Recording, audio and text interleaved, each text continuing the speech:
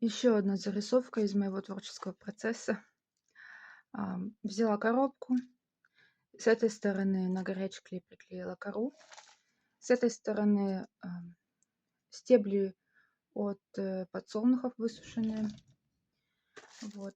И с этой стороны недоделано еще все экспериментально, разные материалы, которые уже использовала, и еще мох. Внутри коробку обклеила пакетом из-под кофе. Там, где были пустоты, там проклеила горячим клеем, чтобы было все герметично и чтобы можно было использовать эту коробку как кашпо для цветов.